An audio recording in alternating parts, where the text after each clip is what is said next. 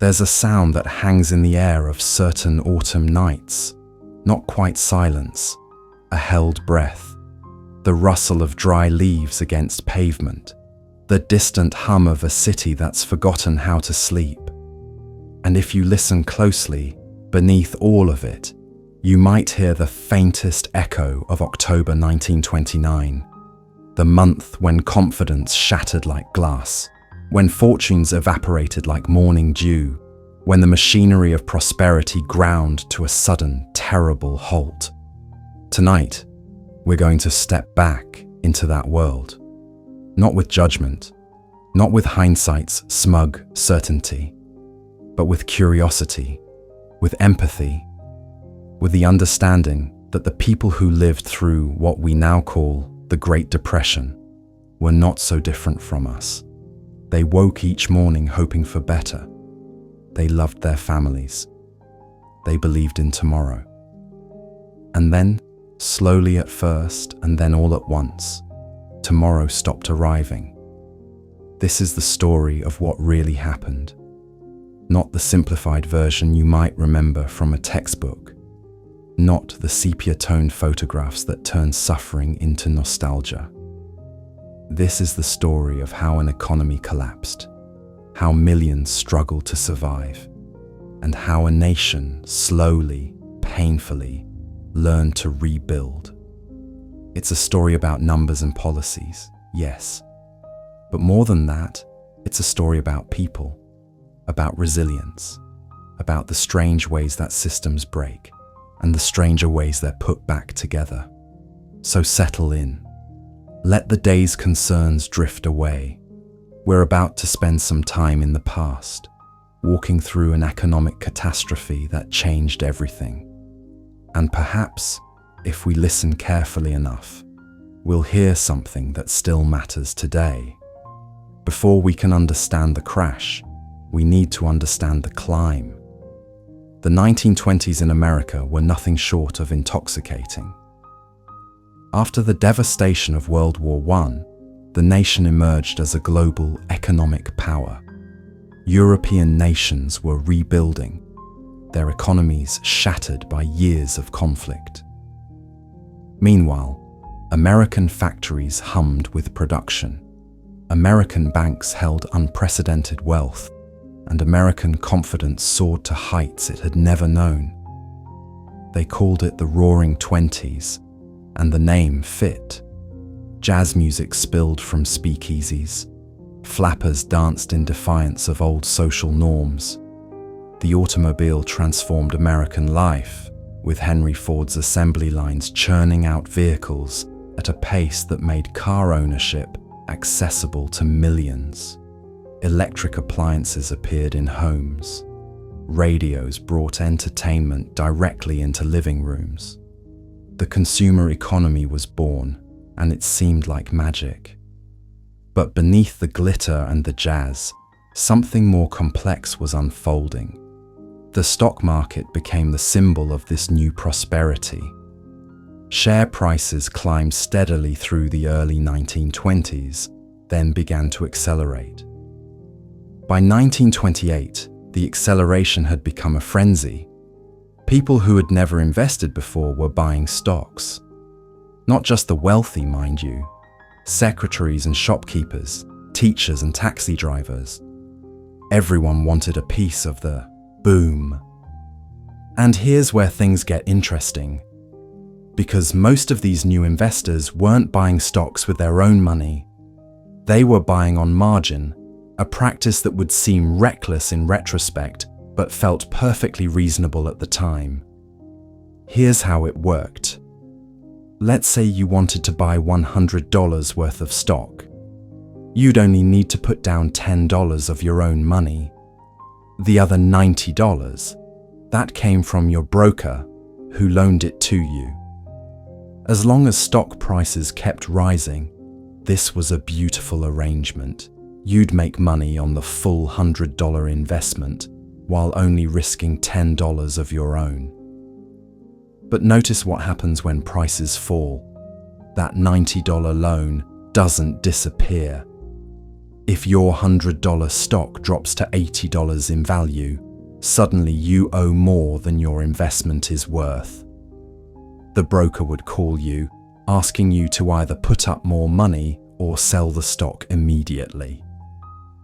These were called margin calls, and they would soon become a dreaded phrase across the nation. The stock market wasn't the only thing inflating. Real estate values soared, particularly in Florida, where a speculative bubble had formed around land development. Agricultural prices, however, told a different story. American farmers had expanded production dramatically during World War I to feed Allied armies overseas. When the war ended, that demand evaporated. By the mid-1920s, many farmers were struggling with overproduction and falling prices. They borrowed money to keep their operations running, hoping conditions would improve. They didn't. Here's what many people miss about the 1920s. While the stock market and urban prosperity made headlines, rural America was already in its own quiet depression. Farm foreclosures were rising, agricultural banks were failing. The pain was concentrated in places the financial press didn't pay much attention to. Small towns in Kansas and Oklahoma, farming communities in Iowa and Nebraska. These places were showing cracks in the foundation long before Wall Street noticed anything was wrong. Income inequality was growing, though the term wasn't used much at the time. The wealthiest Americans were capturing a larger and larger share of national income. By 1929, the top 0.1% of American families had incomes equal to the bottom 42% combined. This matters more than you might think. Because as wealth concentrates at the top, the economy becomes more vulnerable to shifts in confidence among those wealthy few. When rich people stop spending, the ripple effects are enormous. The banking system itself was fragile. America in the 1920s had thousands of small independent banks. Many were poorly regulated.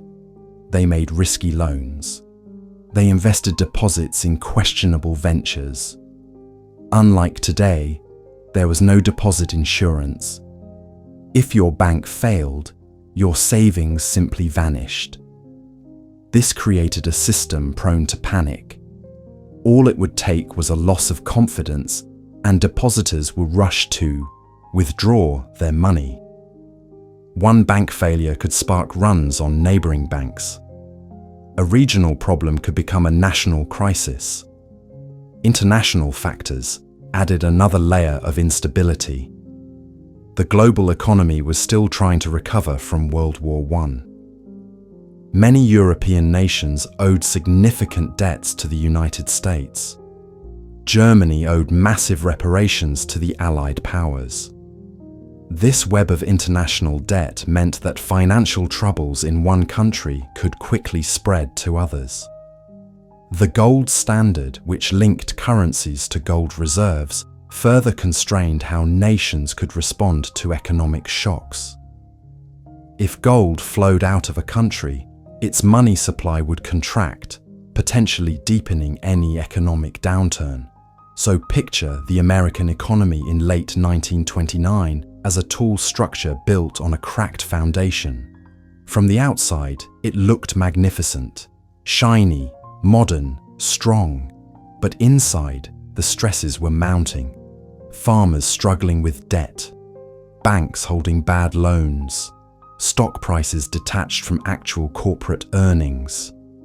An international debt system that was one crisis away from unraveling. Too much wealth concentrated in too few hands, and millions of ordinary people who had bet their savings on the assumption that prices would only go up. On the surface, everything was fine. The newspapers trumpeted new stock market highs. President Herbert Hoover had declared just months earlier that America was close to abolishing poverty altogether. Business leaders spoke with confidence about endless prosperity. But beneath the surface, the cracks were spreading. The peculiar thing about economic crashes is that they rarely announce themselves. There's no alarm that sounds, no obvious breaking point. Instead, there's a gradual shift in mood, a collective realization that something is wrong. And then, once enough people believe something is wrong, it becomes true, regardless of whether it needed to be. September 1929. The stock market reached its peak. The Dow Jones Industrial Average hit 381 points on September 3rd. This was it. The summit. The high watermark of 1920s prosperity. At the time, hardly anyone realized they were standing at a precipice. Then came October. The stock market had wobbled before during the fall. Small drops followed by recoveries. Nothing that seemed particularly alarming. But on October 24th, a Thursday, something changed. The market opened and immediately began falling. Not gradually, dramatically. Trading volume exploded. The ticker tape machines that displayed stock prices couldn't keep up with the flood of sell orders. They fell further and further behind, so investors watching the tape had no idea what their stocks were actually worth. This created its own panic. Imagine being an investor that morning. You watch your stocks dropping. You want to know how bad it is, but the ticker is running an hour behind, 2 hours behind. The uncertainty is crushing. Should you sell? Should you hold? You have no information, just fear. And all around you, everyone else is afraid too. By midday, the panic was in full swing. Prices were in free fall. The financial district of New York was in chaos. Crowds gathered outside the New York Stock Exchange building. Police were called to maintain order. Inside, traders shouted and gestured frantically. The noise was deafening. Then something unusual happened. The nation's most powerful bankers met quietly in the offices of J.P. Morgan and Company. These were the men who controlled America's financial system. Thomas Lamont of J.P. Morgan, Albert Wiggin of Chase National Bank, Charles Mitchell of National City Bank. They pooled their resources and began buying stocks at above market prices. The idea was to restore confidence, to show that powerful interests believed in the market's fundamental strength. And it worked for a moment. Prices stabilized. The panic subsided. That Thursday would be remembered as Black Thursday, but it didn't seem like the end of the world. Not yet. The market even recovered somewhat over the next 2 days. Perhaps people thought the worst was over. Perhaps this had just been a correction, a healthy shakeout of speculators. They were wrong. Monday, October 28th, the market opened and immediately plunged. There was no recovery this time, no dramatic intervention by powerful bankers, just selling, relentless, panicked selling. The Dow dropped nearly 13% in a single day. It was the largest one-day percentage decline in the market's history up to that point. But Monday was just the prelude. Tuesday, October 29th, would become the day that defined the crash. Black Tuesday. More than 16 million shares traded hands, a record that would stand for decades. The selling was indiscriminate. Blue chip stocks, speculative stocks, everything was dumped onto the market. By the closing bell, the Dow had lost another 12%. Over the course of just 2 trading days, the market had fallen 25%. Billions of dollars in paper wealth had evaporated. The sound of the closing bell on that Tuesday evening must have rung like a funeral toll across the financial district.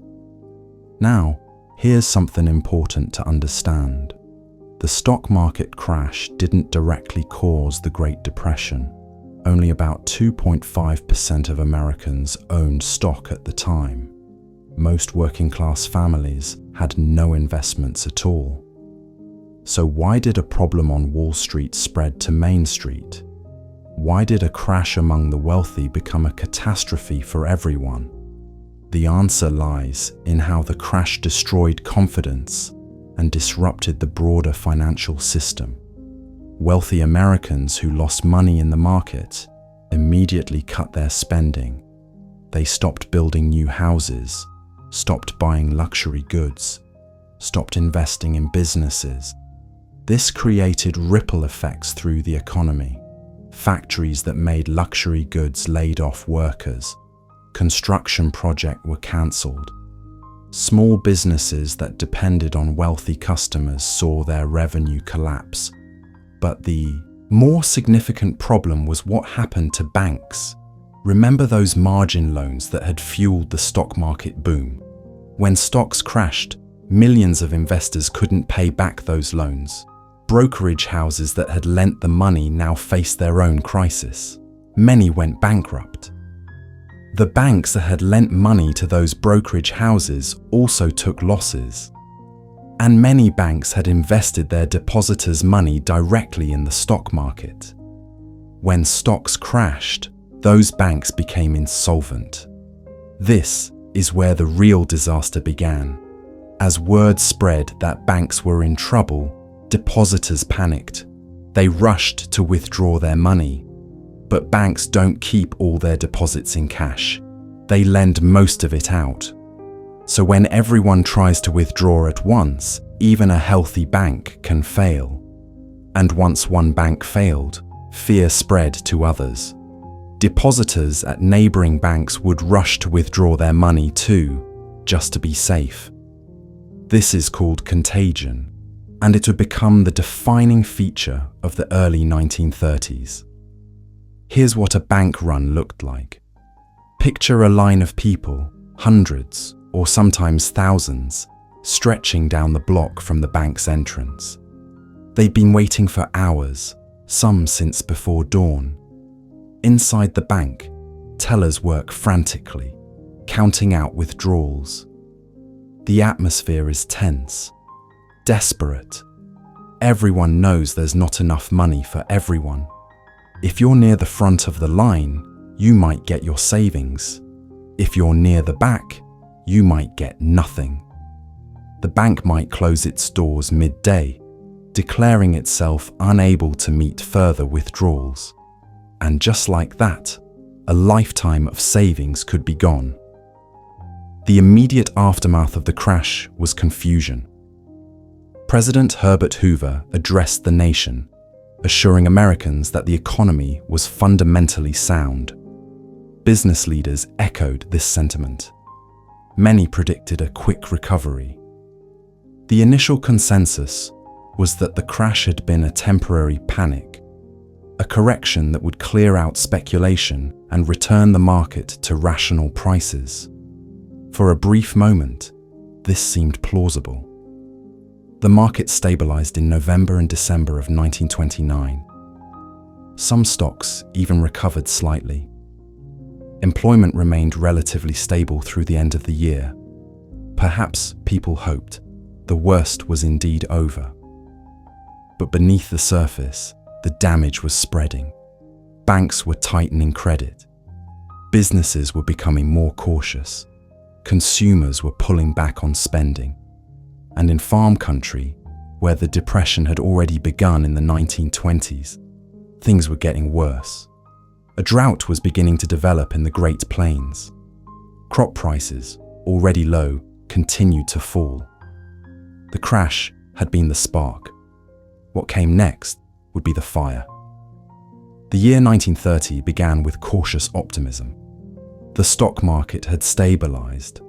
President Hoover maintained that recovery was just around the corner. But as the months passed, that corner never came. Instead, the economy began to contract. Not dramatically at first, but steadily, relentlessly. Like a slow leak in a tire, the air was seeping out of the American economy. By spring, it was clear something was deeply wrong. Unemployment was rising. Factories were cutting production. Retail sales were falling. The stock market, after its brief stabilization, resumed its decline. And then came the first wave of bank failures. In November 1930, the banking crisis that would define the Depression truly began. It started with a bank you've probably never heard of, Caldwell & Company, an investment bank based in Nashville, Tennessee. It wasn't one of the financial giants, but it was large enough to matter. Caldwell had built an empire across the South, controlling dozens of banks and insurance companies. When it failed, the shockwaves radiated outward. Within weeks, hundreds of banks across Tennessee, Kentucky, Arkansas, and other southern states were in trouble. The banks that had direct connections to Caldwell failed first. Then panic spread to banks that had no connection whatsoever. Depositors couldn't tell which banks were safe and which weren't, so they assumed all banks were dangerous. The bank runs spread like wildfire. Here's what made this so devastating. When a bank failed in 1930, the depositors didn't just lose access to their money temporarily, they lost it permanently. There was no Federal Deposit Insurance Corporation, no government guarantee. If your bank went under, you might eventually recover some portion of your savings after the bank's assets were liquidated. But often you'd get just pennies on the dollar. Many people got nothing at all. Think about what that means for an ordinary family. You've been saving for years, putting aside a little each week, building a cushion for emergencies, maybe saving for your children's education. And then, in a single day, it's gone. Not because you did anything wrong. Not because you made bad investments. Simply because you chose the wrong bank. Or didn't withdraw your money quickly enough when the panic started. The psychological impact of these bank failures cannot be overstated. Trust, once broken, is difficult to restore. Even people whose banks hadn't failed began to worry. They started withdrawing their money and hiding it at home, under mattresses, buried in backyards, stuffed in coffee cans. This behavior, while understandable, made the crisis worse. Every dollar withdrawn from the banking system was a dollar that couldn't be lent to businesses.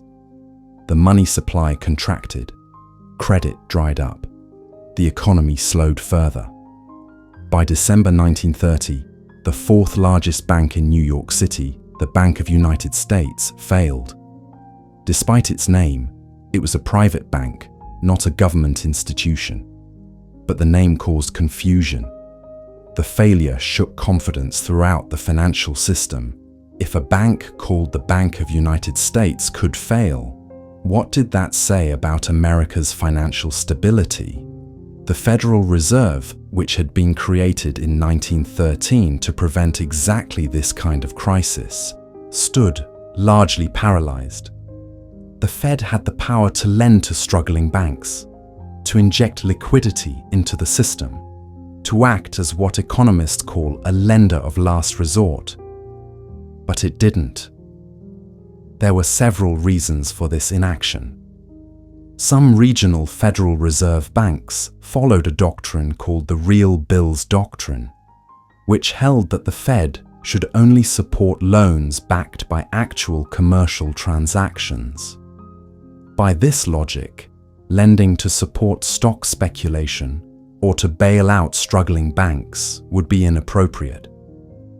There was also a leadership vacuum. Benjamin Strong, the influential president of the Federal Reserve Bank of New York, had died in 1928. Strong understood how to use the Fed's powers aggressively. Without him, the Fed's leadership was divided and hesitant. Different regional Fed banks pursued different policies. There was no coordinated national response. Meanwhile, the gold standard imposed its own constraints. Britain, facing its own economic difficulties, abandoned the gold standard in September 1931. This meant the British pound was no longer convertible to gold at a fixed rate. Immediately, investors around the world began to worry that the United States might do the same. They started converting their dollar holdings to gold and moving that gold out of the country. This gold outflow put pressure on the Fed to raise interest rates to defend the dollar's value. In October 1931, in the middle of a deepening depression, the Fed raised interest rates. This made borrowing more expensive. It made the economic contraction worse. But from the Fed's perspective, it was necessary to maintain confidence in the dollar. By the end of 1931, more than 2,000 banks had failed. Not small country banks, though plenty of those went under too, but also significant urban banks. Banks that served entire communities. Banks that held the savings of thousands of families. International trade was collapsing too. In 1930, Congress passed the Smoot-Hawley Tariff Act, which raised tariffs on thousands of imported goods. The intention was to protect American industries and farmers from foreign competition. The result was a disaster. Other countries retaliated with their own tariffs. International trade, already weakened by the Depression, contracted dramatically. Between 1929 and 1933, the value of global trade fell by more than 60%. For countries that depended on exports, this was catastrophic. The Depression was no longer an American problem. It was spreading across the globe. Germany, already struggling with massive reparations payments from World War I, saw its economy contract sharply. Britain entered a deep recession. France, Latin America, Asia, all were feeling the effects. The interconnected global economy that had seemed so beneficial in the 1920s now transmitted distress from one nation to another. And in America, unemployment continued to climb. 3 million people were out of work by the end of 1930, 4 million by mid-1931, 5 million by year's end. These weren't just numbers. Each represented a family breadwinner who couldn't find a job, who couldn't pay the rent, who watched their savings dwindle and disappear, who wondered how they would feed their children. Private charities tried to help, but they were overwhelmed. Soup kitchens opened in cities across the nation. Bread lines formed. Men in suits, recently employed professionals, stood alongside factory workers and laborers, all waiting for a bowl of soup and a piece of bread. Some charitable organizations served thousands of meals a day, but the need far exceeded their capacity. In farm country, the situation was especially grim. Agricultural prices had fallen to levels not seen in decades. A bushel of wheat that had sold for more than $1 in the 1920s now fetched less than 40 cents. Corn was even worse. Farmers who had borrowed money to buy land or equipment during the boom years now couldn't make their mortgage payments. Foreclosures swept across the farm belt. Families who had worked the same land for generations lost everything. And then the weather turned against them. The Great Plains had experienced cycles of drought before, but what began in 1931 would become something unprecedented. Rainfall declined across the region. The soil, which had been ploughed extensively during the agricultural expansion of the 1920s, began to dry out. Without the deep-rooted prairie grasses that had once held the soil in place, the topsoil became loose, vulnerable, waiting for the wind. President Hoover, to his credit, did try to respond to the crisis, but his responses were constrained by his philosophy of government. Hoover believed deeply in what he called rugged individualism and voluntary cooperation. He thought direct government aid to individuals would weaken character and create dependency. Instead, he favored helping businesses and banks, believing that prosperity would trickle down to workers. In 1932, Hoover signed legislation creating the Reconstruction Finance Corporation, which provided loans to struggling banks, railroads, and large corporations. The RFC would eventually lend billions of dollars, but this approach had a fundamental problem. Helping banks and corporations didn't directly put food on the tables of unemployed families. It didn't stop foreclosures. It didn't open up new jobs. Many Americans saw the RFC as a program that helped the wealthy while ordinary people suffered. Hoover also pushed for voluntary wage agreements, asking businesses not to cut wages even as they cut production. This was well-intentioned, but counterproductive. Companies that maintained wages while revenues fell had to lay off more workers. It might have been better to allow wages to fall while keeping more people employed. But that approach too had its problems. If wages fell, consumer spending would fall, deepening the depression further. There were no good options. By 1932, unemployment had reached nearly 12 million people. Almost a quarter of the American workforce couldn't find work. And these numbers only counted people actively looking for jobs. They didn't count those who had given up searching, didn't count farmers who technically owned their land, but couldn't make a living from it. Didn't count women who had left the workforce because jobs were being reserved for male breadwinners. The human cost of these numbers is hard to fathom. Imagine being an experienced machinist. You've worked in the same factory for 15 years. You're skilled, reliable. And then one day, you're called into the office and told there's no more work. The factory is cutting production by half. It's nothing personal. They'll call you back when things improve. But things don't improve. Weeks turn into months. Your savings run out. You sell what you can. You move to cheaper housing. Eventually, you might lose your home entirely. Where do you go then? If you're lucky, maybe you can move in with relatives, crowd into an already crowded apartment. But what if your relatives are struggling too? What if there's no room? What if your pride won't let you be a burden? That's when people ended up in Hoovervilles, those makeshift shantytowns that sprang up on the edges of cities across America, built from scrap wood, cardboard, tar paper, whatever materials could be scrounged.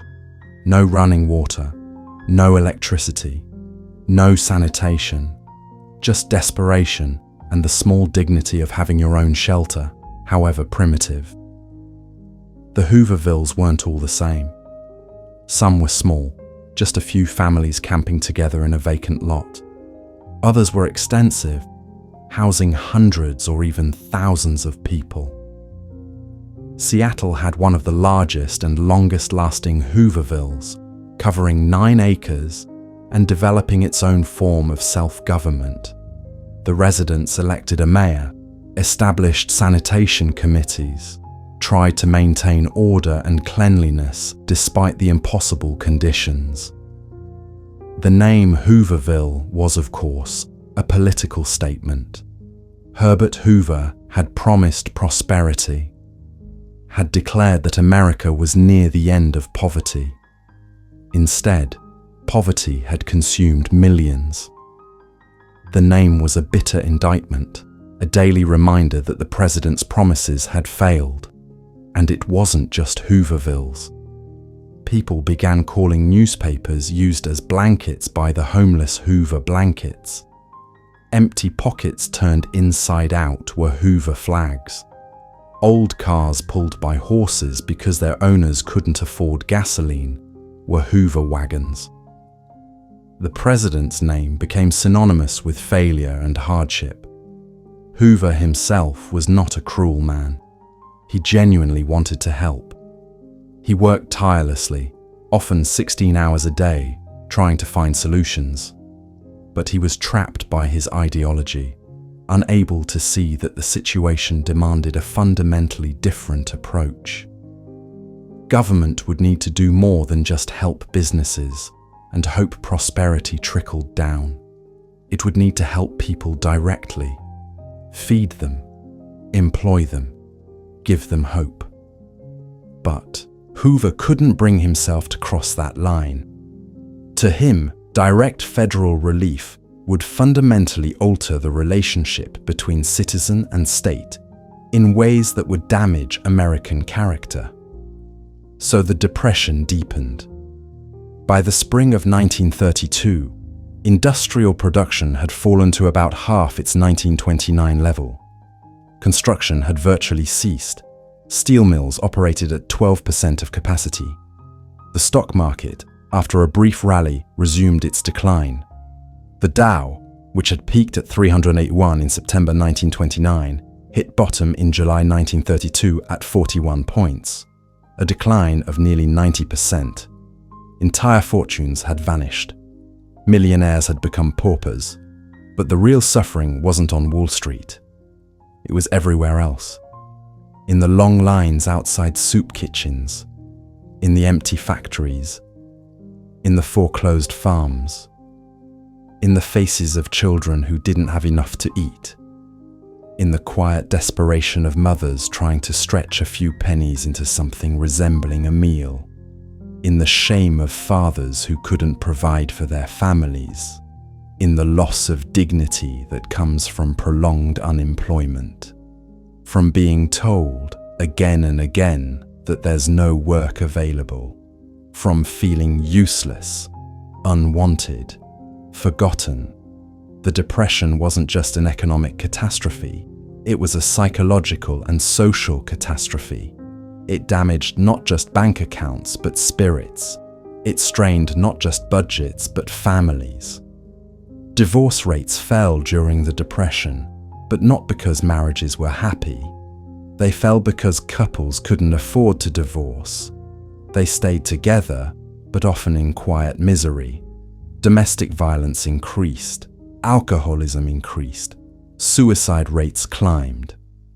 The Depression killed people not just through starvation, but through despair. By the time Americans went to the polls in November 1932, they were ready for change. Any change. They had given Hoover a chance, and conditions had only gotten worse. His assurances that recovery was just around the corner had become a bitter joke. People wanted something different, someone different. They wanted hope, even if that hope came with uncertainty. They found it in Franklin Delano Roosevelt, the governor of New York, a man who had overcome personal tragedy, paralyzed by polio in 1921, to rebuild his political career. A man who promised action, who spoke not of maintaining the old order, but of trying new things, who didn't have all the answers, but was willing to experiment, to do something, anything, rather than wait for the invisible hand of the market to eventually fix itself.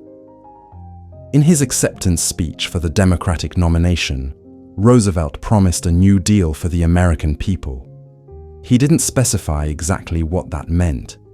The phrase itself was vague, but that vagueness was part of its appeal. It suggested something fresh, a willingness to try new approaches, a government that would actively fight the Depression rather than simply hoping it would end on its own. Roosevelt won in a landslide, carrying 42 of 48 states.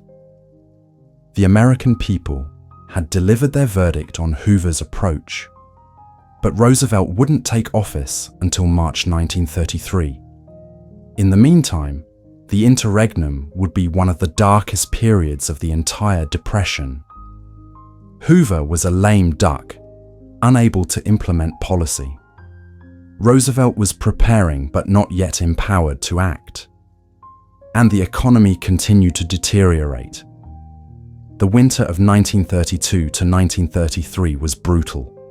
Not just because of the cold, though the cold made things worse, but because of the deepening sense that the system itself was breaking down. State governments were running out of money.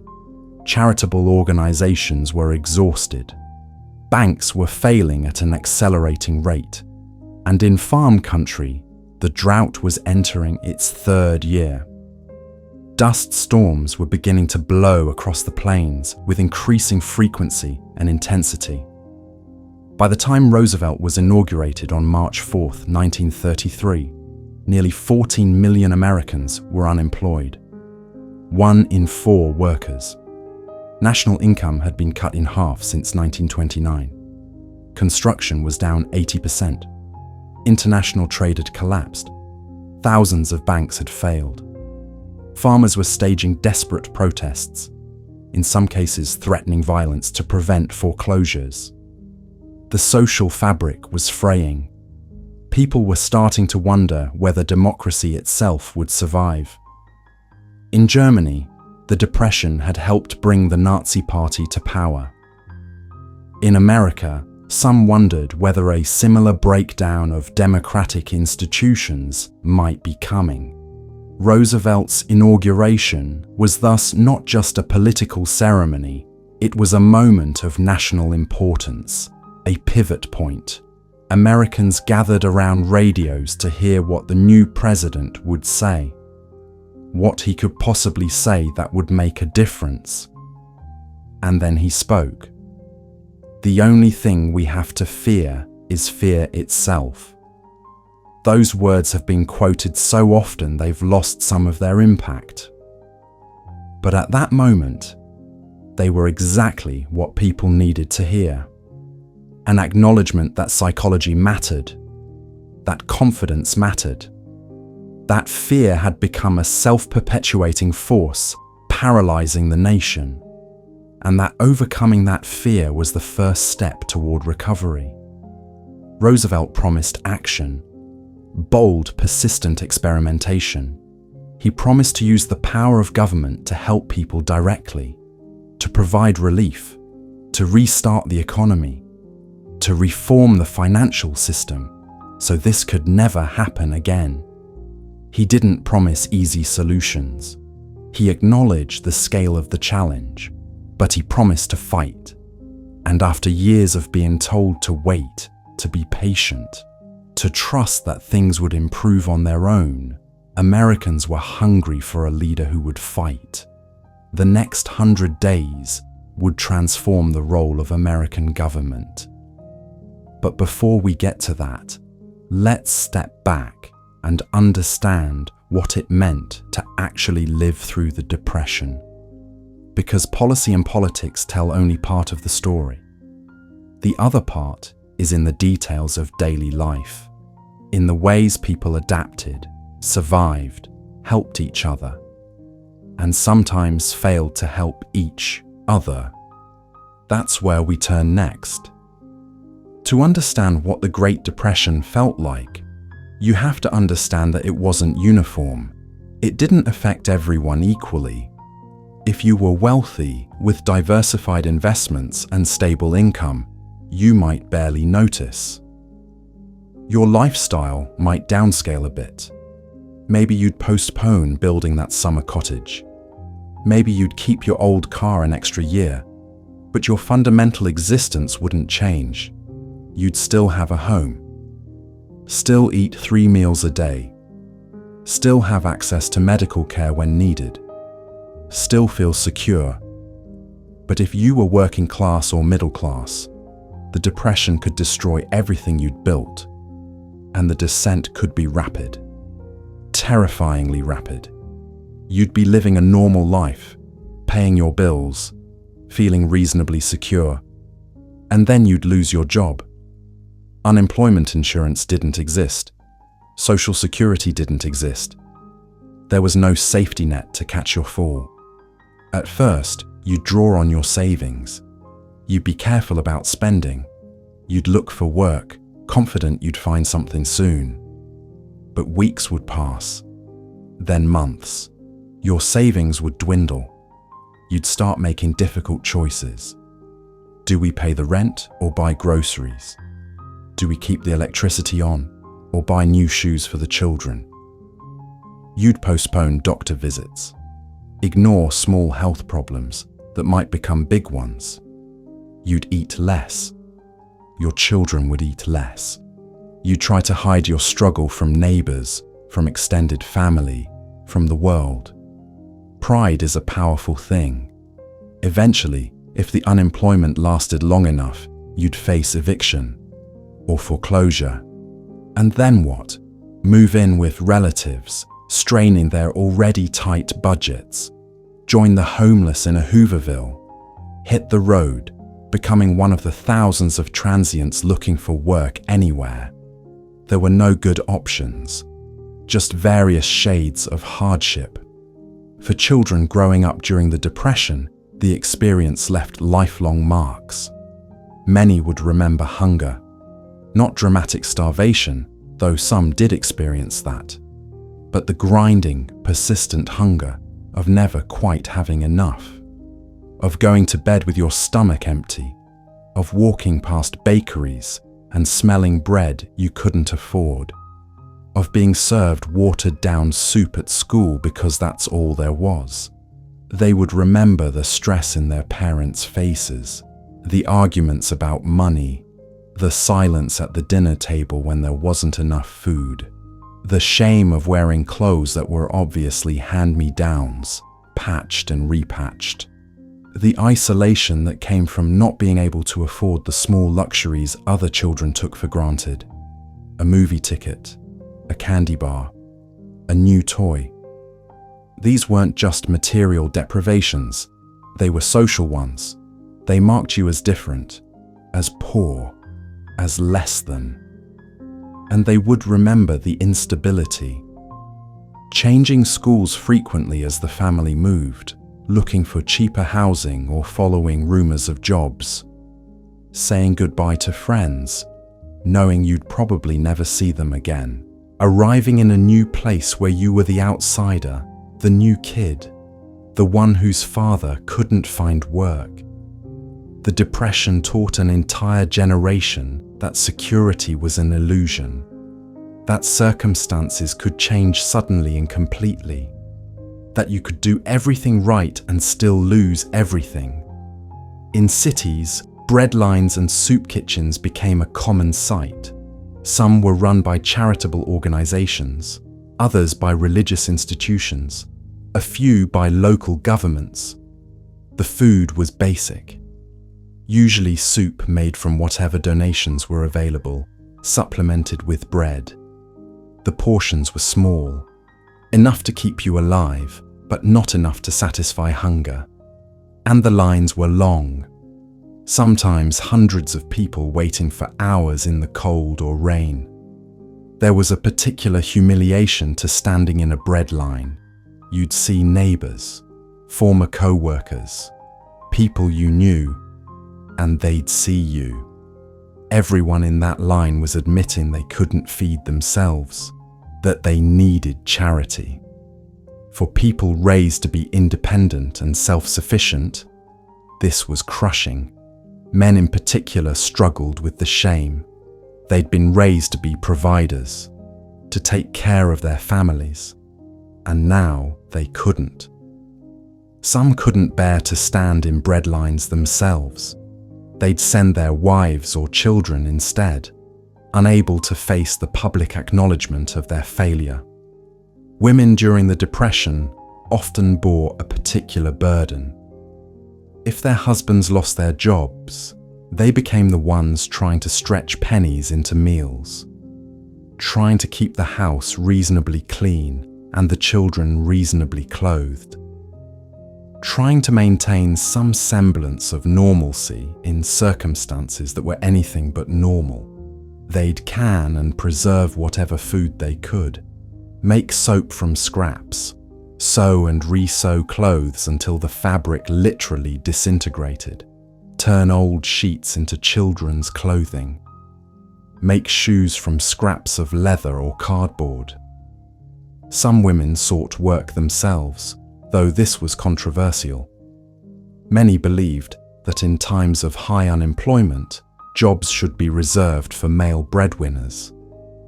Married women who worked were often criticized, even fired from their jobs. The logic was that they were taking jobs from men who had families to support. This ignored the reality that many married women worked because their families desperately needed the income, and it ignored that women's work and men's work were largely segregated. A woman might find work as a domestic servant or in a textile mill, but those jobs weren't available to men. For African Americans, the Depression was worse. They'd experienced what amounted to a permanent depression even during the prosperous 1920s. Discriminatory hiring practices meant they were last hired and first fired. They were paid less than white workers for the same jobs. They were denied access to many New Deal programs, particularly in the South. When work was available, it was often the most dangerous and lowest paid work. They lived in the worst housing, had access to the worst schools, faced violence if they tried to challenge these conditions. In the South, the sharecropping system, which had trapped black families in cycles of debt since the end of slavery, became even more oppressive during the Depression. Crop prices fell so low that sharecroppers couldn't cover their costs. They fell deeper into debt to landowners. Many were trapped, unable to leave because they owed money, unable to pay off their debts because crop prices were so low. It was a form of economic imprisonment. Migration increased during the Depression, not just the Dust Bowl migration we'll talk about shortly, but all kinds of migration. Young men rode freight trains across the country looking for work. These hobos, as they were called, developed their own subculture. They'd mark houses and buildings with chalk symbols to indicate which places might offer food or shelter and which were hostile. They'd gather in camps near rail yards, sharing food and information. It was a hard, dangerous life. Men died falling from moving trains, froze to death in boxcars during winter, were beaten by railroad police. But for many, it seemed like the only option. Families migrated too, loading what possessions they could into old cars or trucks and heading west or north or anywhere that might offer work. They'd camp by roadsides, work as migrant laborers when they could find it, pick fruit or cotton for pennies a day, live in conditions that were barely better than Hoovervilles. These migrants faced hostility from locals who saw them as outsiders, as competition for scarce jobs and resources. California established checkpoints at its borders, trying to keep out destitute migrants. It didn't work, but it demonstrated the fear and resentment that migration stirred. Mental health problems, though not widely discussed at the time, were rampant. Depression in the clinical sense, anxiety, trauma. For men who defined themselves by their work, unemployment was an identity crisis. Who are you if you're not a provider, if you're not useful? Some men simply withdrew, became passive, stopped looking for work, stopped engaging with their families. Others became angry, resentful, blamed themselves, blamed society, blamed anyone they could. The suicide rate increased significantly during the Depression. People killed themselves out of despair, out of shame, because they couldn't see a way forward. Healthcare during the Depression was catch as catch can. Many families simply couldn't afford doctors. They'd treat illnesses at home with whatever remedies they knew. This meant that treatable conditions often went untreated. A simple infection could become life-threatening. Dental care was especially neglected. People would live with toothaches for months because they couldn't afford a dentist. Eventually, they'd extract the tooth themselves or have it pulled at a free clinic. Malnutrition was widespread, particularly among children, leading to developmental problems that would persist throughout their lives. And yet, people found ways to cope, to find small pleasures, to maintain community. Families would gather around radios in the evening, listening to free entertainment, comedies, dramas, music. For a little while, they could forget their troubles. Movies remained relatively affordable, and they offered escape. Colourful musicals, lavish costume dramas, screwball comedies, stories about people rising from nothing to become successful. These weren't just entertainment. They were emotional sustenance. Communities often pulled together. Neighbours would share food, watch each other's children, help with repairs. There was a sense, in some places at least, that we're all in this together. That the traditional American ideal of rugged individualism wasn't going to work. That survival required cooperation, mutual aid, looking out for each other. This spirit wouldn't last forever. It would fade as the depression dragged on. But for a time, it was real. Churches and other religious institutions played important roles. They ran soup kitchens and clothing drives, provided counseling, helped people maintain hope. Religious attendance increased during the Depression. Some found comfort in faith, in the belief that God had a plan, even if that plan wasn't clear. Others were drawn simply by the community, by the sense of belonging to something larger than their individual struggles. There were also darker responses to the Depression: scapegoating, looking for someone to blame. For some, this meant blaming immigrants, even though immigration had slowed to a trickle. For others, it meant anti-Semitism, reviving old prejudices. Radical political movements gained traction. Communist Party membership increased as some workers concluded that capitalism had failed.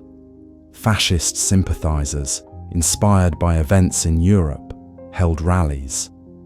Most Americans rejected these extremes, but the fact that they gained any traction at all showed how desperate things had become. It's important to understand that this wasn't a temporary hardship. This wasn't a recession that lasted a year or two. The Depression ground on year after year. Recovery, when it came, would be slow and uneven. For people living through it, there must have been times when it seemed like it would never end. That this was just how life was now. That the prosperity of the 1920s had been the aberration, and poverty was the normal state. That sense of permanence, of hopelessness, was perhaps the Depression's most damaging psychological effect. And through all of this, there was one region experiencing something even worse. A combination of economic collapse and environmental catastrophe that would create one of the most haunting images of the 1930s. To understand that, we need to go to the Great Plains, to the place that would come to be known as the Dust Bowl. The Great Plains had never been ideal farmland. The region is semi-arid, receiving less than 20 inches of rain in most years. Historically, it had been covered by prairie grasses with deep root systems that held the soil in place even during dry periods. Native American tribes and buffalo had coexisted with this landscape for thousands of years. They understood its rhythms, respected its limitations. Then came European settlement. The Homestead Act of 1862 encouraged westward migration by offering free land to anyone willing to farm it. Settlers poured onto the plains. They ploughed up the native grasses and planted wheat. During wet years, the wheat grew well. Settlers convinced themselves that rainfall was increasing. There is even a popular belief that rain follows the plough, the idea that farming itself would somehow change the climate to bring more moisture. It was wishful thinking, but people believed it because they wanted to believe it, because they'd invested everything in this land. World War I created massive demand for wheat to feed Allied armies. Wheat prices soared. Farmers ploughed up more land, expanded their operations, borrowed money to buy tractors and more land. The plains became a vast wheat factory. From a distance, all those fields of golden grain must have looked like prosperity manifest, but they were also a disaster waiting to happen. When the Depression hit, wheat prices collapsed. Farmers who had borrowed to expand suddenly couldn't make their loan payments. They tried to compensate by planting even more wheat, hoping to make up in volume what they'd lost in price. This was economically irrational. More wheat just drove prices lower, but individual farmers weren't thinking about the market as a whole. They were thinking about their own survival. And then the rain stopped. Starting in 1931, rainfall across the plains began to decline. By 1934, the region was in severe drought. Without rainfall, crops failed. But worse, much worse, was what happened to the soil. Decades of intensive ploughing had destroyed the prairie grasses.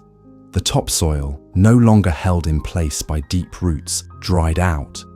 It became powder fine, vulnerable, waiting for the wind. The wind on the Great Plains has always been strong. It's one of the defining features of the region. But in the 1930s, that wind began to pick up the loose topsoil and carry it away. At first, these dust storms were localized, annoying but not catastrophic. But they got worse, much worse. By 1934, massive dust storms were rolling across the plains with terrifying frequency. Picture what a severe dust storm looked like. You'd see it coming from miles away, a wall of darkness on the horizon, not a cloud, something denser, blacker, moving fast. When it hit, the world would go dark, not just dim, dark as night. The air would become thick with dust. You'd cover your mouth and nose, but the dust would get in anyway. Fine particles that would coat your lungs, choke you. The dust would seep into houses through every crack, through closed windows, through keyholes. You'd stuff rags around, door frames and window frames, but the dust would still get in. It would cover everything: furniture, food, beds. After a storm passed, you'd sweep inches of dust from your floors. People died in these storms. Some suffocated. Others died from dust pneumonia, a condition caused by inhaling too much fine dust. It would inflame the lungs, fill them with fluid. Victims would essentially drown, though they'd never touched water. Children and the elderly were most vulnerable, but even healthy adults could be felled by severe exposure. Livestock died too. Cattle would suffocate, their lungs clogged with dust. Dead rabbits and birds would be found after storms, piled along fence lines. The worst storm of all came on April 14th, 1935, Black Sunday. The storm originated in the Oklahoma and Texas panhandles and swept east. It was so massive, so dense, that it turned day into night across hundreds of miles. People caught outside became disoriented. Some got lost just trying to walk from their barn to their house. The storm carried an estimated 3 million tons of topsoil, That soil would eventually fall as far east as New York City and Washington, D.C., coating ships in the Atlantic Ocean with a fine layer of prairie dust. After Black Sunday, reporters started using the term Dust Bowl to describe the affected region. It stuck. The Dust Bowl wasn't precisely defined, but it generally included the Oklahoma and Texas panhandles, parts of Kansas, Colorado, and New Mexico. About 100 million acres were affected by severe soil erosion. The land became almost unrecognizable. Fences were buried in drifts of dust. Fields that had once grown wheat became barren expanses. Houses were partially buried. The landscape looked almost apocalyptic. Farmers tried to adapt. They developed new plowing techniques, planted windbreaks. But for many, it was too late. They'd already lost their crops, couldn't pay their mortgages. The banks foreclosed. Or sometimes farmers just walked away. What is the point of staying when the land couldn't support you? When every day brought another dust storm? When your children were sick from breathing dust? When there was no hope of things improving? So they left, by the hundreds of thousands, loaded what they could into old cars and trucks. Many headed west to California, following Route 66 across the desert.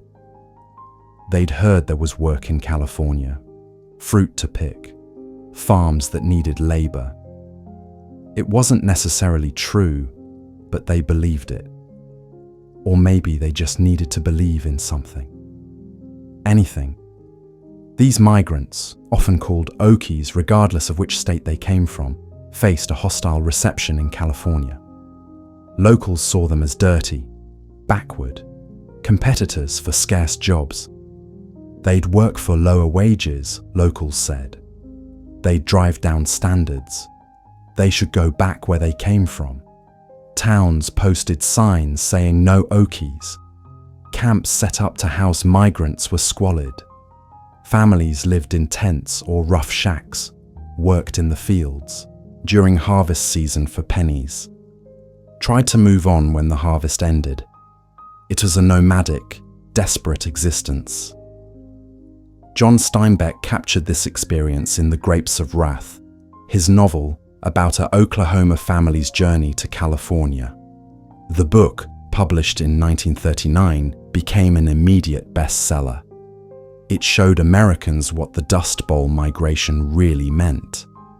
Not just statistics about people moving, but the human cost, the suffering, the resilience, the small dignities people maintained even in the worst circumstances. And it generated controversy. Some accused Steinbeck of exaggerating, of painting conditions too darkly. But those who had lived through it knew he'd gotten it right. The Dust Bowl wasn't just an environmental disaster. It was the result of human decisions. The decision to plow up marginal land, to plant crops unsuited to the climate, to prioritize short-term profit over long-term sustainability. And it was made worse by the economic collapse. If farmers had been prosperous, they might have had the resources to implement better soil conservation practices. But they weren't prosperous. They were barely surviving, so they did what they had to do to get by. And in doing so, they destroyed the land. The federal government eventually responded. The Soil Conservation Service, created in 1935, began working with farmers to implement better practices, contour plowing, crop rotation, leaving some fields fallow, planting native grasses as windbreaks. The Civilian Conservation Corps planted millions of trees across the plains in what was called the Shelter Belt Project. These efforts helped, but slowly. The Dust Bowl wouldn't truly end until the rains returned in 1939. Even then, the damage persisted. Soil that had blown away didn't come back. The plains would never be quite the same. But all of this, the bank failures, the unemployment, The Hoovervilles, the Dust Bowl, all of it posed a fundamental question. Could the American economic system survive this crisis? Or would it collapse entirely, taking democracy with it? That's where Roosevelt's New Deal comes in. Not as a perfect solution, not even as a consistent, well-planned program, but as a bold attempt to save American capitalism by reforming it, to preserve democracy by showing it could respond to crisis, to give people hope that things could get better. When Franklin Roosevelt took office on March 4, 1933, he faced an economic crisis so severe that some wondered whether democracy could survive. The banking system had virtually collapsed. Industrial production had fallen to half its 1929 level.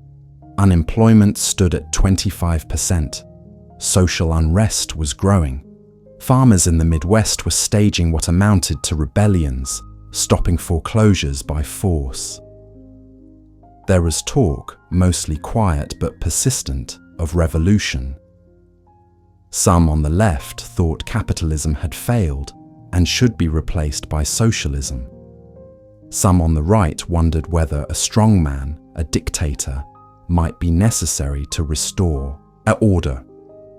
Roosevelt rejected both extremes.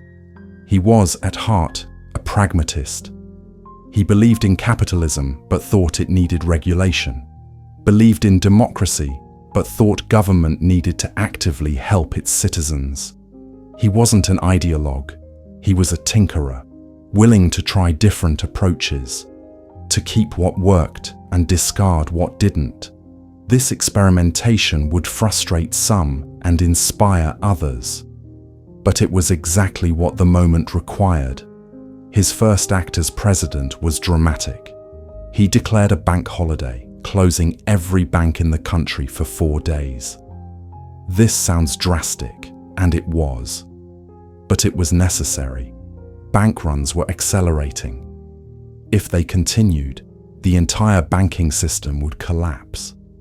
By closing all banks temporarily, Roosevelt stopped the panic, gave everyone time to breathe, to think.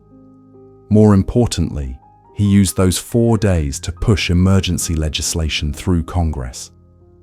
The Emergency Banking Act gave the federal government power to inspect banks, shore up those that were salvageable, and close those that weren't. It provided for the orderly reopening of sound banks. When the banks reopened on March 13th, Roosevelt went on the radio for the first of what would become his fireside chats. These radio addresses were informal, conversational. He spoke directly to Americans, explaining what was happening in simple language. About the bank holiday, he said it was safer to keep your money in a reopened bank than under a mattress. People believed him. When the banks opened, depositors didn't rush to withdraw money. They deposited it. Confidence had been restored, not through some complex financial maneuver, but through clear communication and decisive action. This was the pattern Roosevelt would follow. Move quickly, experiment boldly, communicate clearly. The first 100 days of his presidency saw an explosion of legislation, creating new programs, reforming old systems, throwing everything at the wall to see what stuck. Historians divide the New Deal into 2 phases. The first New Deal from 1933 to 1934 focused on relief and recovery. The second New Deal from 1935 to 1938 focused more on reform and on helping groups that had been left behind. Let's start with relief. People needed immediate help. They needed food, jobs, a way to support their families. The Federal Emergency Relief Administration, FERA, provided grants to states for relief programs. This was a revolutionary idea. The federal government had never directly funded relief for individuals before. That had always been a state and local responsibility, or the job of private charities. But those entities were overwhelmed. Only the federal government had the resources to address the crisis.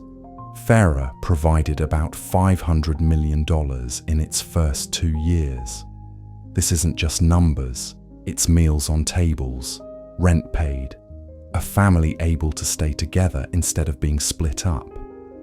But Roosevelt didn't want to just give people money. He believed in work, believed it was better for people's dignity and mental health to be employed, even if the jobs were created by government. So he created work programs. The Civilian Conservation Corps, CCC, employed young men in conservation projects, planting trees, building trails, fighting soil erosion. They lived in camps, military style, and sent most of their pay home to their families. By the time the CCC ended in 1942, it had employed about 3 million young men. It gave them structure, purpose, skills, and it left behind tangible improvements to America's parks and forests. The Civil Works Administration, CWA, created jobs for the winter of 1933 to 1934. It put 4 million people to work building and repairing roads, schools, playgrounds, and airports. The work wasn't always useful in an economic sense. Some critics called it make work, but that missed the point. The point was to get money into people's pockets, to let them earn a paycheck, to show that government was doing something. The CWA was intentionally temporary. It was shut down after a few months, partly because of cost, partly because some feared creating a permanent class of government-employed workers. The real workhorse of New Deal employment programs came later. The Works Progress Administration, WPA, created in 1935, would employ about 8 million people over its 8-year existence. WPA workers built or improved 651,000 miles of roads, 124,000 bridges, 125,000 public buildings, and 8,000 parks. They built schools, hospitals, airports.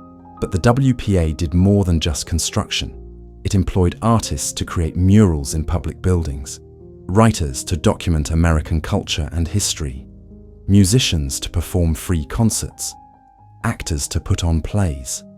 This was controversial. Why, critics asked, should government employ artists? Shouldn't art be left to the market?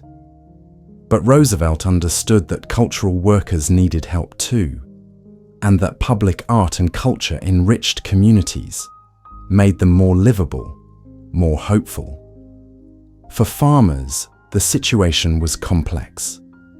They were producing too much, which drove prices so low they couldn't cover costs. The Agricultural Adjustment Act, BAIT or AA, tried to address this by paying farmers to reduce production, to leave some fields fallow, to plough under some crops, to slaughter some livestock. This was controversial too. People were going hungry, critics noted, and the government was paying farmers to produce less food. But the economics made sense. If farmers couldn't make money, they'd lose their farms. Food production would collapse entirely. Better to reduce production in an orderly way, raise prices to sustainable levels, and keep farmers farming. The AAAA had serious flaws though. The benefits mostly went to large landowners. Tenant farmers and sharecroppers, particularly black sharecroppers in the South, often got nothing. In fact, some were displaced when landowners took land out of production. The New Deal's agricultural programs would eventually evolve, becoming more inclusive. But in the early years, they reinforced existing inequalities. Then there was industry. The National Industrial Recovery Act, NIRA, created the National Recovery Administration, NRA. The NRA's approach was unusual. It allowed industries to write codes of fair competition, essentially legalizing cooperation that would normally violate antitrust laws. The idea was to stabilize prices and wages, to prevent destructive competition that drove wages and prices so low that nobody could make a living. Each industry would have its own code, establishing minimum wages, maximum hours, and fair trade practices. It was a noble idea, but it didn't work well. The codes were complicated, hard to enforce, often written to benefit large corporations at the expense of smaller businesses. And in 1935, the Supreme Court declared the NRA unconstitutional, arguing that Congress had given too much power to the executive branch and that the federal government was regulating intrastate commerce, which was beyond its constitutional authority. The NRA died, but its legacy persisted. It established the principle that government could set minimum wages and maximum hours. These ideas would return in later legislation. Roosevelt also tackled the banking system. The Glass-Steagall Act of 1933 did several important things. It created the Federal Deposit Insurance Corporation, FDIC, which insured bank deposits up to $2,500. This was revolutionary. It meant that if your bank failed, the federal government would pay you back. Bank runs became pointless. If your money was insured, why rush to withdraw it? The FDIC stabilized the banking system almost overnight. Glass-Steagall also separated commercial banking from investment banking. Banks couldn't both take deposits and underwrite securities. The idea was to prevent banks from gambling with depositors' money. This provision would be repealed in 1999, a decision that some believe contributed to the 2008 financial crisis. The Securities Act of 1933 and the Securities Exchange Act of 1934 regulated the stock market, required companies to disclose financial information, created the Securities and Exchange Commission to police Wall Street. These reforms aimed to prevent the kind of speculation and fraud that had contributed to the 1929 crash, make markets more transparent, hold people accountable for market manipulation. Again, this was the federal government taking a much more active role in regulating the economy. As the New Deal evolved, Roosevelt pushed for more systemic reforms. The Second New Deal, beginning in 1935, aimed to help groups that had been left behind and to create a more permanent safety net. The Social Security Act of 1935 is the most enduring legacy of this phase. It created old age insurance for retired workers, unemployment insurance, aid to dependent children, aid to the blind and disabled. This was America's first comprehensive social welfare system. Social Security wasn't perfect. It excluded agricultural workers and domestic servants, which meant many Black Americans and other minorities weren't covered. The unemployment insurance was administered by states, which led to big variations in coverage.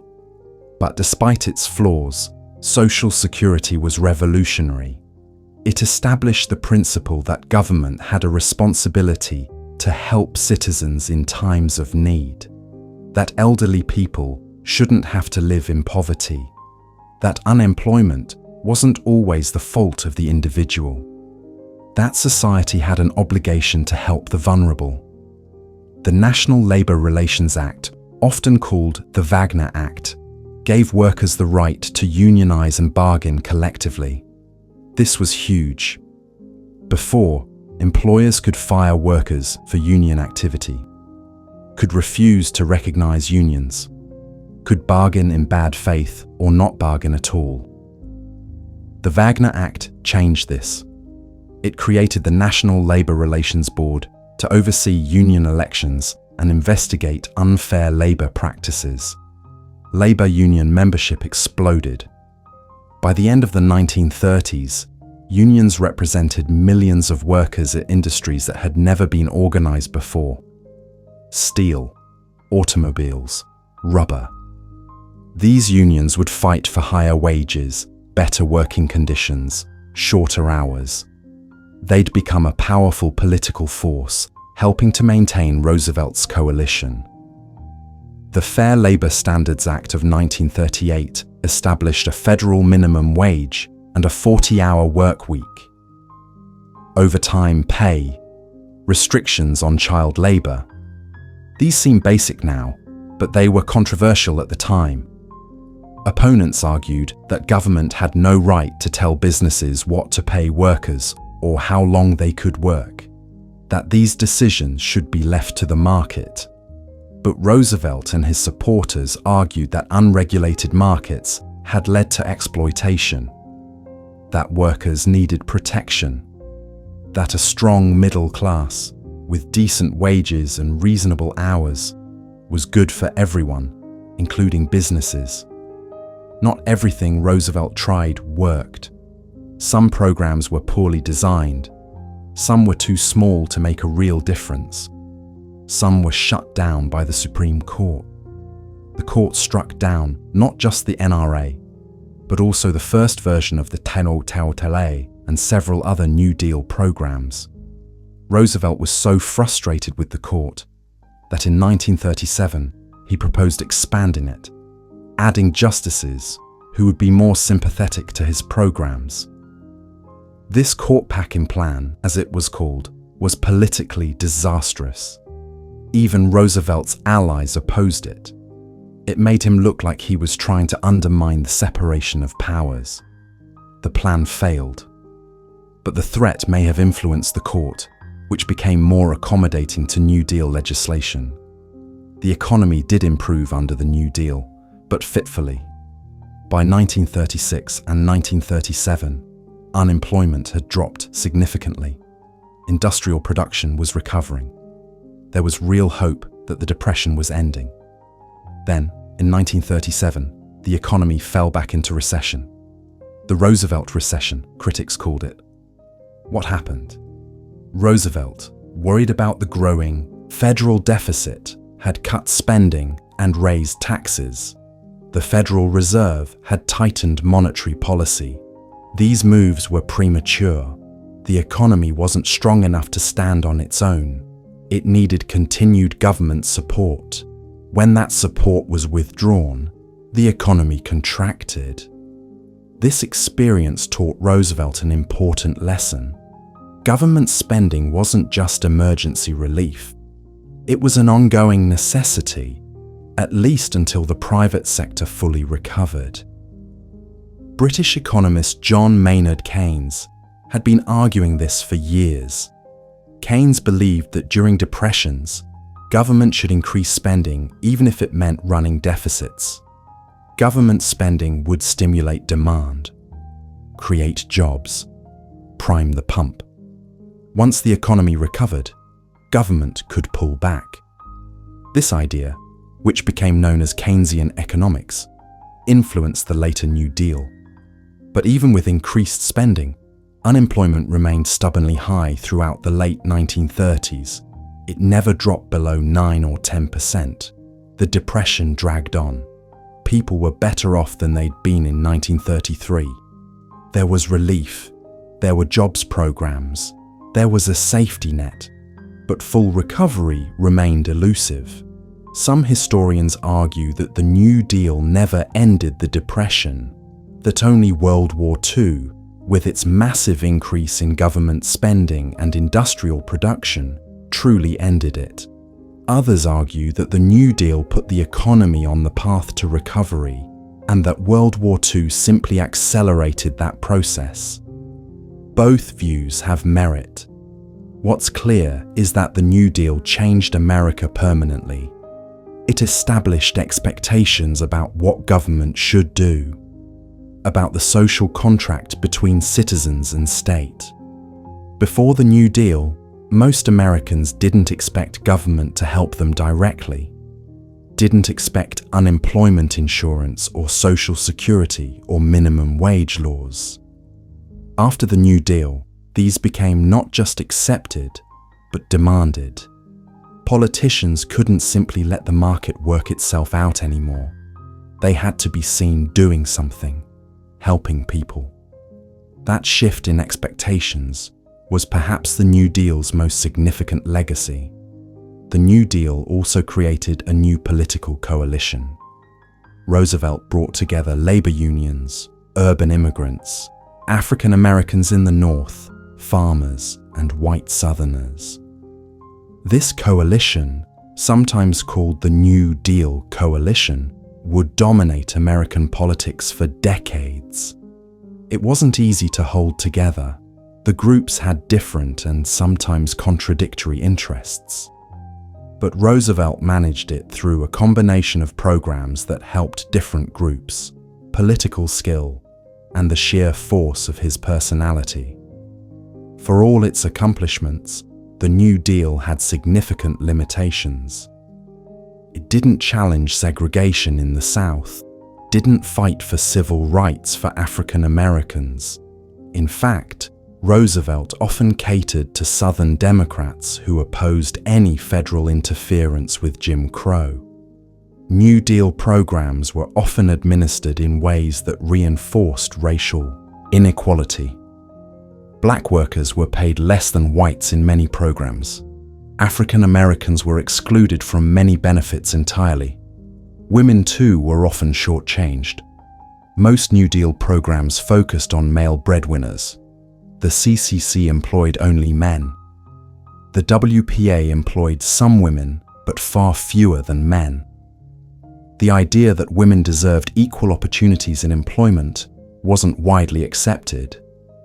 Women were expected to focus on domestic roles. If they worked, it should be only if necessary. This attitude pervaded New Deal programs. And despite all the reforms, corporate power remained largely intact. The New Deal regulated business more than before, created labor protections, but it didn't fundamentally alter who owned the means of production, didn't redistribute wealth significantly. The wealthy remained wealthy. The system remained capitalist. This was by design. Roosevelt was trying to save capitalism, not replace it. He believed that properly regulated capitalism could deliver prosperity broadly, that it just needed guardrails to prevent the worst excesses.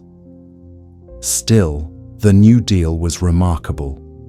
In a time when democracy was collapsing across Europe, when fascism and communism seemed to offer competing visions of the future, Roosevelt showed that democratic governments could respond to economic crisis, could help their citizens, could reform without revolution.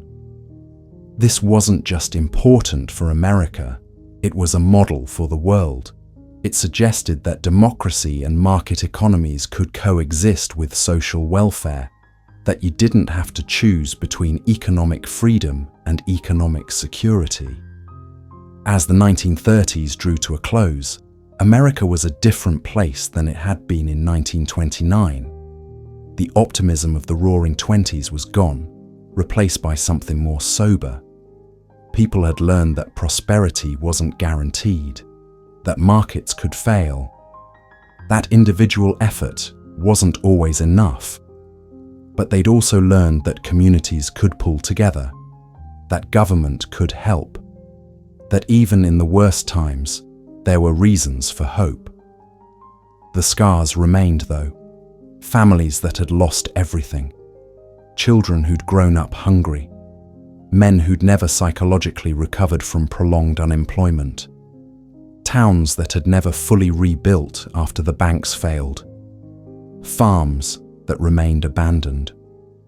The Depression left marks on an entire generation. They would be cautious with money for the rest of their lives, would value security over risk, would remember that economic catastrophe was always possible. And then came the war. Europe had descended into conflict in 1939. For 2 years, America remained officially neutral, though increasingly supportive of Britain. Then came Pearl Harbor in December 1941. America entered World War II. And the Depression, which had limped along through the late 1930s, suddenly ended. Unemployment disappeared. Factories ran at full capacity, producing war materials. Women entered the workforce in massive numbers. Rationing meant people had money but couldn't spend it all, so they bought war bonds. The economy overheated in the opposite direction. Some find it tragic that it took a war to fully end the Depression, that the New Deal, for all its efforts, couldn't achieve what military mobilization did. But maybe that misses the point. The New Deal laid groundwork, created institutions, changed expectations, established that government could and should actively manage the economy. The war built on that foundation, used those tools. The massive government spending during the war was only politically possible because the New Deal had normalized the idea of deficit spending to achieve national goals. After the war, Americans didn't return to the pre-Depression status quo.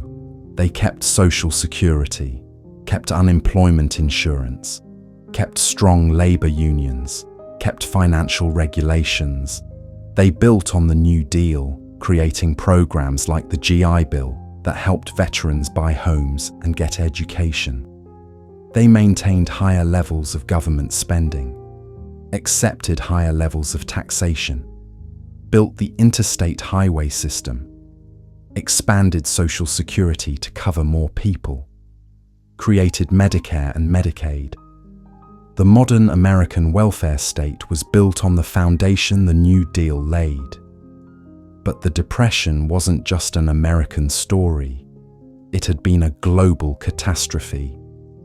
And understanding those global dimensions helps us see both how interconnected the world economy had become and how the Depression's effects shaped the rest of the 20th century in ways that extended far beyond economics. The Great Depression spread from America to the rest of the world with terrifying speed.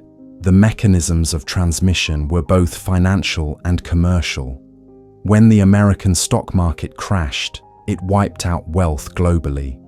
European banks and businesses had invested in American stocks. When those stocks collapsed, so did European balance sheets. American banks had been lending heavily to European nations, particularly Germany.